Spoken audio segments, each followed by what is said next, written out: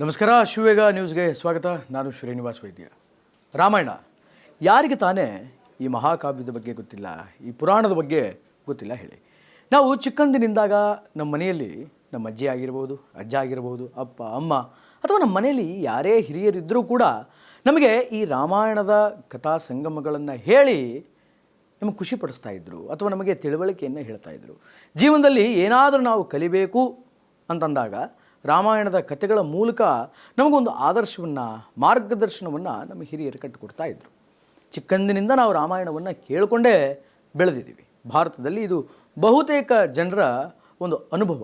ಅಂದರೆ ಚಿಕ್ಕಂದಿನಿಂದ ರಾಮಾಯಣವನ್ನು ಕೇಳ್ತಾ, ರಾಮನ ಆದರ್ಶಗಳನ್ನು ಕೇಳ್ತಾ, ಅಥವಾ ರಾಮಾಯಣದಲ್ಲಿ ಬರುವಂತಹ ಪಾತ್ರಗಳ ಅಥವಾ ಕ್ಯಾರೆಕ್ಟರ್ಗಳು ಏನೇನಿದೆ ಅದರ ಆದರ್ಶಗಳನ್ನು ಅಳವಡಿಸಿಕೊಂಡು ಬೆಳೆದಂತಹ ವಾತಾವರಣ ನಮ್ಮ ದೇಶದಲ್ಲಿ ನಿರ್ಮಾಣ ಆಗಿದೆ. ಚಿಕ್ಕಂದಿನಿಂದ ಯಾರೋ ಹೇಳಿದ ಕಥೆಗಳನ್ನು ನಾವು ಕೇಳಿಕೊಂಡು ಬಂದ್ವಿ. ತದನಂತರದಲ್ಲಿ ಕಾಲಕ್ರಮೇಣ ನಾವು ಕಾವ್ಯ ರೂಪದಲ್ಲಿ ಬಂದಂತಹ ರಾಮಾಯಣಗಳನ್ನು ಓದಿದ್ವಿ. ಅನೇಕ ರಾಮಾಯಣಗಳಿದೆ. ಜೈನ ರಾಮಾಯಣ ಇದೆ, ವಾಲ್ಮೀಕಿ ರಾಮಾಯಣ, ಮೂಲ ರಾಮಾಯಣ, ವಾಲ್ಮೀಕಿ ರಾಮಾಯಣ ಅದಿದೆ, ಜೈನ ರಾಮಾಯಣ ಇದೆ. ಹೀಗೆ ಬೇರೆ ಬೇರೆ ಕಾಂಟ್ರಾಕ್ಟ್ಸ್ಗಳಿರುವಂತಹ ರಾಮಾಯಣಗಳನ್ನು ಕೂಡ ನಾವು ಓದಿದ್ದೀವಿ. ಓದಿನ ಮೂಲಕ, ಓದುವಿಕೆಯ ಮೂಲಕ ರಾಮನ ಆದರ್ಶವನ್ನು, ತತ್ವವನ್ನು, ಹಿರಿಮೆಯನ್ನು, ಗರಿಮೆಯನ್ನು ಅದೆಲ್ಲವನ್ನೂ ಕೂಡ ನಾವು ತಿಳ್ಕೊಂಡಿದ್ದೀವಿ. ಆ್ಯಂಡ್ ಮತ್ತು ಸ್ವಲ್ಪ ಕಾಲಕ್ರಮೇಣ ಮುಂದಕ್ಕೆ ಬಂದರೆ ರಾಮಾಯಣ ಧಾರಾವಾಹಿಯಾಗಿ, ಅಂದರೆ ಸೀರಿಯಲ್ ಆಗಿ ಬರೋದಕ್ಕೆ ಪ್ರಾರಂಭ ಆಯಿತು.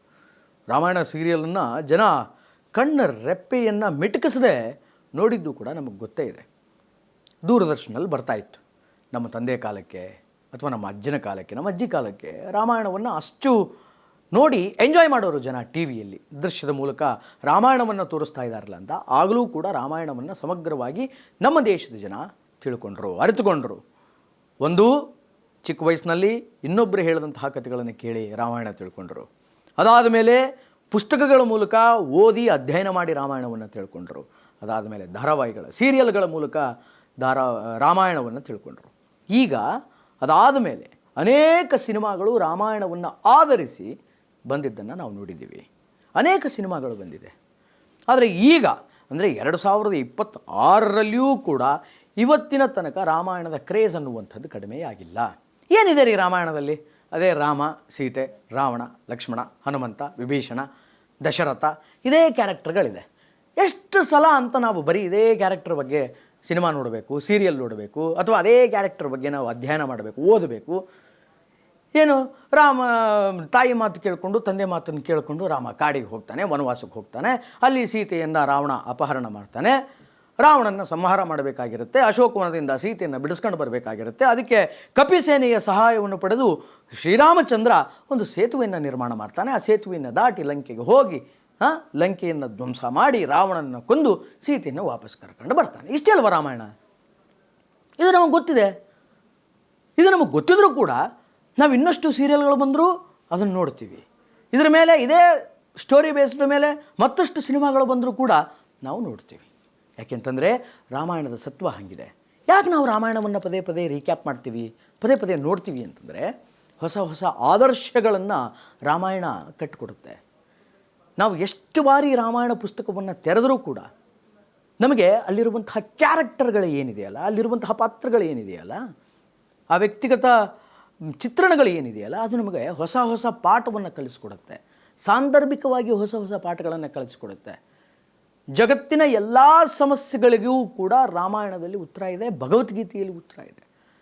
ಹಾಗೆ ರಾಮಾಯಣದಲ್ಲಿ ಬರುವಂತಹ ಕ್ಯಾರೆಕ್ಟರ್ಗಳು ಏನಿದೆ, ಆ ಕ್ಯಾರೆಕ್ಟರ್ಗಳಲ್ಲಿ, ಆ ಪಾತ್ರಗಳಲ್ಲಿ ನಮಗೆ ಬೇಕಾದಂತಹ ಅಂಶ ಯಾವುದು, ನಮಗೆ ಬೇಡವಾದಂತಹ ಅಂಶ ಯಾವುದು ಅನ್ನುವಂಥದ್ದನ್ನು ನಾವು ನಮ್ಮ ಜೀವನದಲ್ಲಿ ಅಳವಡಿಸಿಕೊಂಡ್ರೆ ನಿಜಕ್ಕೂ ಕೂಡ ರಾಮಾಯಣ ಯಾವತ್ತಿಗೂ ಬೇಸರ ಆಗೋದಿಲ್ಲ. ಇವತ್ತರ ಜನಗಳಿಗೆ ರಾಮಾಯಣ ಬೇಸರ ಆಗಿಲ್ಲ. ಯಾಕೆ ಅಂತಂದರೆ ದಿಸ್ ಇಸ್ ದ ರೀಸನ್. ರಾಮನ ಹೊಸ ಹೊಸ ಹೊಸ ಹೊಸ ಗುಣಗಳು ನಮಗೆ ಈ ಜನ್ಮಕ್ಕಾದರೂ ಕೂಡ ತಿಳಿಯೋದಿಲ್ಲ. ಅಷ್ಟು ನೂತನ ಗುಣಗಳು, ಅಗಾಧವಾಗಿರುವಂತಹ ಗುಣ ವಿಶೇಷಗಳು ರಾಮಾಯಣದಲ್ಲಿ ಅಡಗಿದೆ. ರಾಮನಲ್ಲಿ ಅಡಗಿದೆ, ಸೀತೆಯಲ್ಲಿ ಅಡಗಿದೆ, ಲಕ್ಷ್ಮಣನಲ್ಲಿ ಅಡಗಿದೆ, ಹನುಮಂತನಲ್ಲಿ ಅಡಗಿದೆ. ಹೊಸ ಹೊಸ ವಿಚಾರಗಳು ರೀ. ನಮಗೆ ಬರೀ ಇಷ್ಟೇ ಗೊತ್ತು. ಏನೋ ಆಗ ಹೇಳಿದ್ನಲ್ಲ, ರಾವಣನ್ನ ಸಂಹಾರ ಮಾಡ್ತಾನೆ ರಾಮ, ಲಂಕೆಗೆ ಹೋಗ್ತಾನೆ, ಸೀತೆಯನ್ನು ಬಿಡಿಸ್ಕೊಂಡು ಬರ್ತಾನೆ. ಇಷ್ಟೇ ಸ್ಟೋರಿ, ಬೇಸಿಕ್ ಸ್ಟೋರಿ ಇದೆ, ಅಷ್ಟೇ ಗೊತ್ತು. ಆಳವಾಗಿ ನಾವು ಅಧ್ಯಯನಕ್ಕೆ ಇಳಿದಾಗ ಅಥವಾ ಆಳವಾಗಿ ರಾಮಾಯಣವನ್ನು ನಾವು ನೋಡ್ತಾ ಹೋದಾಗ ನಮಗೆ ಗೊತ್ತಿಲ್ಲದಂಥ ಅನೇಕ ವಿಚಾರಗಳು ರಾಮಾಯಣದಲ್ಲಿ ಅಡಕವಾಗಿದೆ. ಅದನ್ನು ಈಗ ಸಿನಿಮಾ ಮೂಲಕ ತೋರಿಸುವಂತಹ ಪ್ರಯತ್ನ ಮಾಡ್ತಾ ಇದ್ದಾರೆ. ಕಾಲಕ್ರಮೇಣ ಈಗ ಸಿನಿಮಾ ಬಂದಿದೆ, VFX ಬಂದಿದೆ, CG ಬಂದಿದೆ, ಗ್ರಾಫಿಕ್ಸ್ಗಳು ಬಂದಿದೆ. ಆ ದೃಷ್ಟಿಕೋನವನ್ನು ಇಟ್ಟುಕೊಂಡು ಕಣ್ಣಿಗೆ ಹಬ್ಬವಾಗುವಂತಹ ರಾಮಾಯಣ ಚಿತ್ರವನ್ನು ಕಟ್ಟಿಕೊಡುವಂತಹ ಪ್ರಯತ್ನವನ್ನು ಭಾರತದ ಸಿನಿಮಾ ರಂಗ ಮಾಡ್ತಾ ಇದೆ. ಕೆಲವರು ರಾಮಾಯಣವನ್ನು ಮುಂದಿಟ್ಕೊಂಡು ಅದೇನೋ ಅಪಭ್ರಂಶದ ರೀತಿಯಲ್ಲಿ ಚಿತ್ರಣ ಮಾಡಿದರೆ, ಮತ್ತೊಬ್ಬರು ವೆಲ್ ಟ್ರೈಡ್, ಪರವಾಗಿಲ್ಲ, ಚೆನ್ನಾಗೇ ಸಿನಿಮಾ ಮಾಡ್ತಾರೆ. ಆದರೆ ಕಾಲ ಹೆಂಗೆ ಬದಲಾಗುತ್ತೆ ಅಂತಂದರೆ, ರಾಮನನ್ನು ಇವತ್ತು ನಾವು ಆದರ್ಶವಾಗಿ ಇಟ್ಕೊಳ್ಬೇಕು. ಅದರ ಬದಲಾಗಿ ಇವತ್ತು ರಾಮಾಯಣದ ಸಿನಿಮಾದಲ್ಲಿ ರಾಮನ ಬದಲಾಗಿ ರಾವಣ ಹೀರೋ ಆಗಿಬಿಟ್ಟಿದ್ದಾನೆ. ಇತ್ತೀಚೆಗಷ್ಟೇ ರಾಮಾಯಣದ ಟ್ರೈಲರ್ ಬಂತು. ಬಹಳ ಅದ್ಭುತವಾದಂತಹ ಚಿತ್ರಣ ಇದೆ. ಭಾಳ ಅದ್ಭುತವಾಗಿ ಗ್ರಾಫಿಕ್ಸ್ ವರ್ಕ್ಗಳನ್ನಾಗಿರಬಹುದು, ಅಥವಾ ನೋಡೋದಕ್ಕೆ ಖುಷಿ ಆಗುತ್ತೆ. ಆ ತರಹದ ಒಂದು ದೊಡ್ಡ ಮಹಾಕಾವ್ಯ, ಭಾರತದ ಒಂದು ದೊಡ್ಡ ಪುರಾಣ, ಆ ರೀತಿ ಸ್ಟಾರ್ ನಟರನ್ನ ಇಟ್ಟುಕೊಂಡು ಸಿನಿಮಾ ಮಾಡೋದು ಸಂತಸದ ವಿಚಾರ, ಇಲ್ಲ ಅಂತ ನಾನು ಹೇಳ್ತಾ ಇಲ್ಲ. ಆದರೆ ವಾಸ್ತವ ವಿಚಾರವನ್ನು ಮರೆತು ಅಲ್ಲಿ ರಾವಣನ ವೈಭವೀಕರಣ ಅನ್ನುವಂಥದ್ದು ನಡೀತಾ ಇದೆ, ರಾವಣನ ವೈಭವೀಕರಣ ಅನ್ನುವಂಥದ್ದು ನಡೀತಾ ಇದೆ. ರಾಮಾಯಣದಲ್ಲಿ ಯಾರು ಹೀರೋ? ರಾಮನೇ ಹೀರೋ. ಆದರೆ ಸಿನಿಮಾಗಳ ಮೂಲಕ ರಾವಣ ಹೀರೋ ಆಗ್ತಾ ಇದ್ದಾನೆ. ರಾವಣನ ವೈಭವೀಕರಣ, ವಿಜೃಂಭಣೆ ಅನ್ನುವಂಥದ್ದು ಈಗ ಬರುವಂತಹ ಸಿನಿಮಾಗಳಲ್ಲಿ ಕಂಡು ಬರ್ತಾ ಇದೆ. ಆದ್ದರಿಂದ ನಾವು ಎಷ್ಟು ಸಲ ರಾಮಾಯಣ ನೋಡ್ತಾ ಹೋದರೂ ರಾಮಾಯಣ ನಮಗೆ ಬೇಸರ ಆಗಲ್ಲ. ನೀವು ಸಿನಿಮಾದಲ್ಲಿ ಯಾರನ್ನೇ ತೋರಿಸಿ, ರಾವಣನ್ನೇ ಹೀರೋನ್ನಾಗಿ ಮಾಡಿ, ಮತ್ತೊಬ್ಬರನ್ನೇ ಹೀರೋನ್ನಾಗಿ ಮಾಡಿ, ಶೂರ್ಪನಖಿಯನ್ನೇ ಹೀರೋಯಿನ್ನಾಗಿ ಮಾಡಿ, ಆದರೆ ಜನ ರಾಮನ ತತ್ವವನ್ನು, ಆದರ್ಶವನ್ನು, ರಾಮನ ಹಿರಿಮೆಗರಿಮೆಗಳನ್ನು ಯಾವತ್ತೂ ಮರೆಯಲ್ಲ. ಎಸ್ಪೆಷಲಿ ಭಾರತೀಯರು ಯಾವತ್ತೂ ಅದನ್ನು ಬಿಟ್ಟುಕೊಡಲ್ಲ. ಭಾರತೀಯರಿಗೆ, ಸನಾತನಿಗಳಿಗೆ ರಾಮನೇ ಯಾವತ್ತಿಗೂ ಪರಮಶ್ರೇಷ್ಠ. ರಾಮನ ಆದರ್ಶಗಳನ್ನು ನಿರಂತರವಾಗಿ ಪಾಲಿಸ್ತಾರೆ. ಇವತ್ತಲ್ಲ, 2026ನಲ್ಲಿ ಬರುವಂತಹ ರಾಮಾಯಣ ಅಲ್ಲ, ಇನ್ನೂ 50 ವರ್ಷ ಆದಮೇಲೆ ರಾಮಾಯಣ ಸಿನಿಮಾ ಬಂದರೂ ಜನ ನೋಡ್ತಾರೆ. ಯಾಕೆಂತಂದರೆ ರಾಮಾಯಣ ಯಾವತ್ತೂ ಕೂಡ ನಮ್ಮ ಜನರಿಗೆ ಬೇಸರವನ್ನು ಉಂಟು ಮಾಡುವುದಿಲ್ಲ. ಅಣ್ಣ ತಮ್ಮಂದರ ಸಂಬಂಧ ಹೆಂಗಿರಬೇಕು, ಗಂಡ ಹೆಂಡರ ಸಂಬಂಧ ಹೆಂಗಿರಬೇಕು, ತಂದೆ ಮಕ್ಕಳ ಸಂಬಂಧ ಹೆಂಗಿರಬೇಕು, ಸ್ನೇಹಿತರ ಸಂಬಂಧ ಹೆಂಗಿರಬೇಕು, ಯಾರಾದರೂ ಒಬ್ಬನನ್ನು ನಾವು ನಮ್ಮ ದಣಿ, ನಮ್ಮ ದೊರೆ ಅಂತ ನಾವು ಸ್ವೀಕಾರ ಮಾಡಿದ್ದೀವಿ ಅಂತಂದರೆ ಅವನ ಜೊತೆ ಬಾಂಧವ್ಯ ಹೆಂಗಿರಬೇಕು, ಗುರು ಶಿಷ್ಯರಲ್ಲಿ ಬಾಂಧವ್ಯ ಹೆಂಗಿರಬೇಕು, ತಂದೆ ಮತ್ತು ಮಕ್ಕಳಲ್ಲಿ ಬಾಂಧವ್ಯ ಹೆಂಗಿರಬೇಕು, ಈ ರೀತಿಯ ಎಲ್ಲ ಸಂಬಂಧದ ಪರಿಕಲ್ಪನೆಯನ್ನು ರಾಮಾಯಣ ಅದ್ಭುತವಾಗಿ ಕಟ್ಟಿಕೊಟ್ಟಿದೆ. ಅದನ್ನು ಸಿನಿಮಾ ಮೂಲಕ ಪ್ರಾಪರಾಗಿ ತೋರಿಸುವಂತಹ ಯಥಾಮತಿ ಕೆಲಸವನ್ನು ಇವತ್ತಿನ ಚಿತ್ರರಂಗ ಆಗಿರ್ಬೋದು ಅಥವಾ ಎಂಟರ್ಟೈನ್ಮೆಂಟ್ ಫೀಲ್ಡ್ ಆಗಿರ್ಬೋದು ಅದನ್ನು ಮಾಡಬೇಕು. ಸೊ ಹೀಗೆ ಪ್ರತಿಯೊಬ್ಬರೂ ಕೂಡ ಹೊಸ ಪಾಯಿಂಟ್ಸ್ಗಳನ್ನು ಇಟ್ಕೊಂಡು ಸಿನಿಮಾ ಮಾಡಿದಾಗ ರಾಮಾಯಣ ಬೇಸರ ಆಗಲ್ಲ.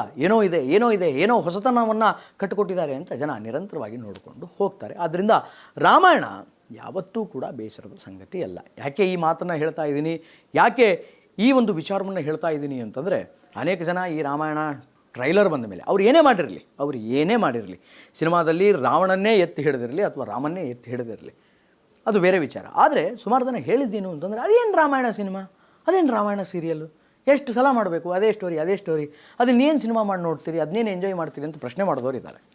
ಅದರಿಂದ ಅವರಿಗೆ ಈ ವಿಡಿಯೋ ಅರ್ಪಣೆ. ರಾಮಾಯಣ ಯಾವತ್ತಿಗೂ ಕೂಡ ಭಾರತೀಯರಿಗೆ, ಸನಾತನಿಗಳಿಗೆ ಬೇಸರವನ್ನು ಉಂಟು ಮಾಡೋದಿಲ್ಲ. ಯಾಕೆಂತಂದರೆ ಅದರಲ್ಲಿ ನಿರಂತರವಾಗಿ ಹೊಸತನದ ಚೈತನ್ಯ ಅಂತಕ್ಕಂಥದ್ದು ಹುಕ್ಕಿ ಹರಿಯುತ್ತೆ. ಅದರಿಂದ ರಾಮಾಯಣ ಯಾವತ್ತಿಗೂ ಕೂಡ ಬೇಡ ಅಂತ ಭಾರತೀಯರಿಗೆ ಅನಿಸಲ್ಲ. ಒಟ್ಟಾರೆಯಾಗಿ ಇದು ಈ ಹೊತ್ತಿನ ವಿಶೇಷ. ನಿರಂತರ ಸುದ್ದಿಗಾಗಿ ನೋಡ್ತಾ ಇರಿ ಅಶ್ವವೇಗ ನ್ಯೂಸ್. ಇದು ಸತ್ಯಾನ್ವೇಷಣೆಯ ಊಟದಲ್ಲಿ.